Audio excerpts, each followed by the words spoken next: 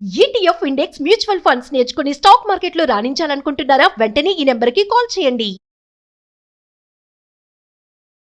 అమ్మ నమస్తే. నమస్తే అమ్మా.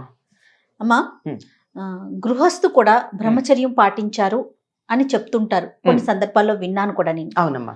అది ఎలాంటి సందర్భాలమ్మా? అసలు బ్రహ్మచర్య శబ్దానికి అర్థం ఏమిటి? బ్రహ్మం చరతి ఇది బ్రహ్మచారి అంటే బ్రహ్మమునందు చరించేవాడు. బ్రహ్మము అంటే జ్ఞానము, బ్రహ్మము అంటే తపస్సు. చదువుకునే పిల్లాన్ని బ్రహ్మచారి అంటారు.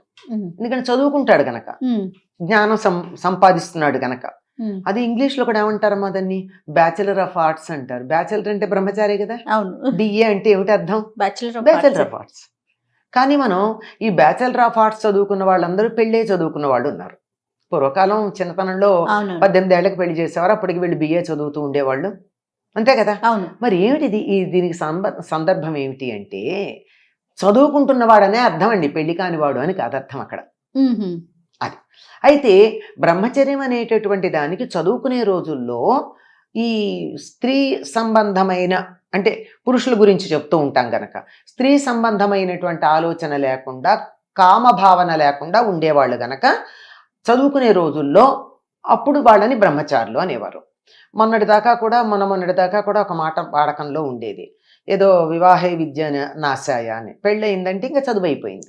ఎందుకంటే అంతసేపు పుస్తకం తీసి చదువుతూ ఉంటే, సాహిత్యం చదువుతున్నారు అనుకోండి, అందులోను భార్య మీద భర్త మీద మనసు వెళ్ళిపోయిన తర్వాత ఇంకేం చదువుకుంటారండి?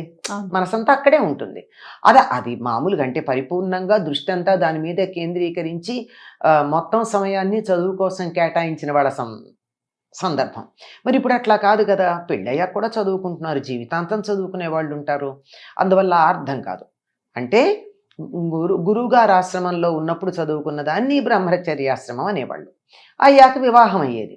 ఇక పెళ్ళయ్యాక గృహస్థ జీవనంలో పడిపోయి జీవనోపాధి ఎలా బతకాలి, అందరూ ఉద్యోగాలు చేసేవాళ్ళు ఏం కాదనుకోండి, ఎలా బతకాలి అన్నదంతా అట్లా సాగుతూ ఉండేది, అంతా బాగానే ఉండేది.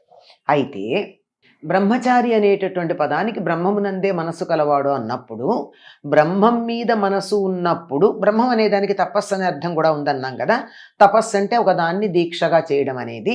అలా చేసేటప్పుడు కామవాసనలు అందులో ఉండకూడదు, అంటే స్త్రీ పురుష భావనలు ఉండకూడదు.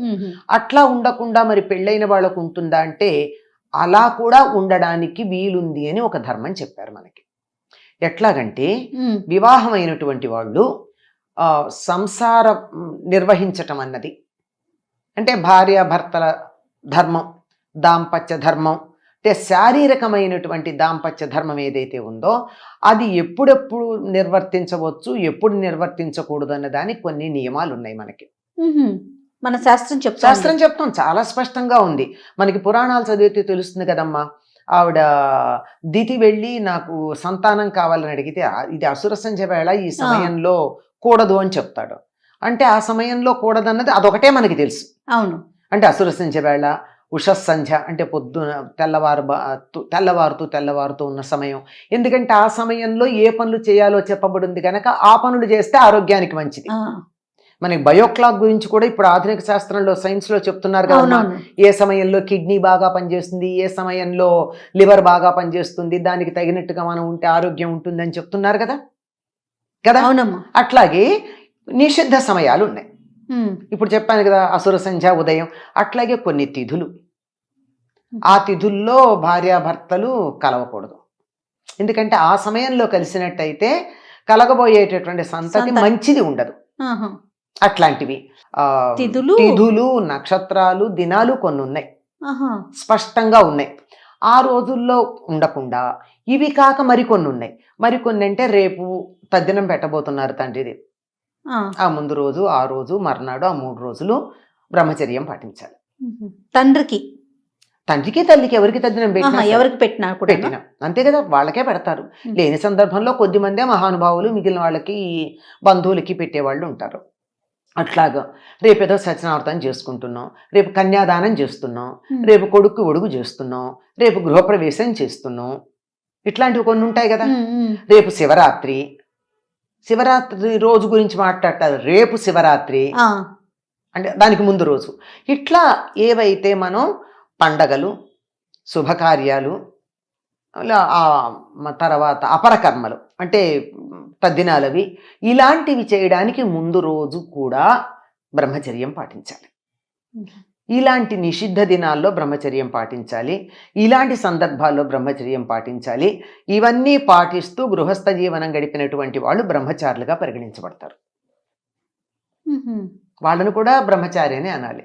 అంటే గృహస్థయుండి బ్రహ్మచర్యం పాటించటం, భార్య ఉంది బ్రహ్మచర్యం పాటించటం. అంటే ఎప్పుడు పడితే అప్పుడు జంతువులు కూడా ఎప్పుడు పడితే అప్పుడు మీటింగ్ చేయవమ్మా, వాటికి కూడా ఒక సమయం ఉంది. అలా కాకుండా పిచ్చి పిచ్చిగా ఎప్పుడు పడితే అప్పుడు కామ ప్రకోపం కలిగి తట్టుకోలేక పిచ్చి పనులు చేయకుండా ఉండాలి అనేటటువంటి ఉద్దేశంతో రాబోయేటటువంటి తరం ఆరోగ్యకరమైనటువంటి శారీరక మానసిక ఆరోగ్యాలు కలిగిన పుష్టి అయిన శరీరం కలిగినటువంటి తరం ఉండాలి అనే ఉద్దేశంతో ఇలాంటివి కొన్ని స్పష్టంగా చెప్పడం జరిగిందమ్మా. ఇవన్నీ పాటించినట్టయితే వివాహమైన వాళ్ళు కూడా బ్రహ్మచారులుగానే పరిగణించబడతారు. అట్లాగా రేపేదో సత్యనారాయణ చేసుకుంటున్నాం, రేపు కన్యాదానం చేస్తున్నాం, రేపు కొడుకు ఒడుగు చేస్తున్నాం, రేపు గృహప్రవేశం చేస్తున్నాం, ఇట్లాంటివి కొన్ని ఉంటాయి కదా. రేపు శివరాత్రి, శివరాత్రి రోజు గురించి మాట్లాడతారు. రేపు శివరాత్రి అంటే దానికి ముందు రోజు. ఇట్లా ఏవైతే మనం పండగలు, శుభకార్యాలు, తర్వాత అపరకర్మలు అంటే తద్దినాలవి ఇలాంటివి చేయడానికి ముందు రోజు కూడా బ్రహ్మచర్యం పాటించాలి. ఇలాంటి నిషిద్ధ దినాల్లో బ్రహ్మచర్యం పాటించాలి. ఇలాంటి సందర్భాల్లో బ్రహ్మచర్యం పాటించాలి. ఇవన్నీ పాటిస్తూ గృహస్థ జీవనం గడిపినటువంటి వాళ్ళు బ్రహ్మచారులుగా పరిగణించబడతారు. వాళ్ళను కూడా బ్రహ్మచారి అని అనాలి. అంటే గృహస్థయుండి బ్రహ్మచర్యం పాటించటం, భార్య ఉంది బ్రహ్మచర్యం పాటించటం. అంటే ఎప్పుడు పడితే అప్పుడు జంతువులు కూడా ఎప్పుడు పడితే అప్పుడు మీటింగ్ చేయవమ్మా, వాటికి కూడా ఒక సమయం ఉంది. అలా కాకుండా పిచ్చి పిచ్చిగా ఎప్పుడు పడితే అప్పుడు కామ ప్రకోపం కలిగి తట్టుకోలేక పిచ్చి పనులు చేయకుండా ఉండాలి అనేటటువంటి ఉద్దేశంతో రాబోయేటటువంటి తరం ఆరోగ్యకరమైనటువంటి శారీరక మానసిక ఆరోగ్యాలు కలిగిన పుష్టి అయిన శరీరం కలిగినటువంటి తరం ఉండాలి అనే ఉద్దేశంతో ఇలాంటివి కొన్ని స్పష్టంగా చెప్పడం జరిగిందమ్మా. ఇవన్నీ పాటించినట్టయితే వివాహమైన వాళ్ళు కూడా బ్రహ్మచారులుగానే పరిగణించబడతారు. నమస్తే అమ్మా. నమస్తే అమ్మా.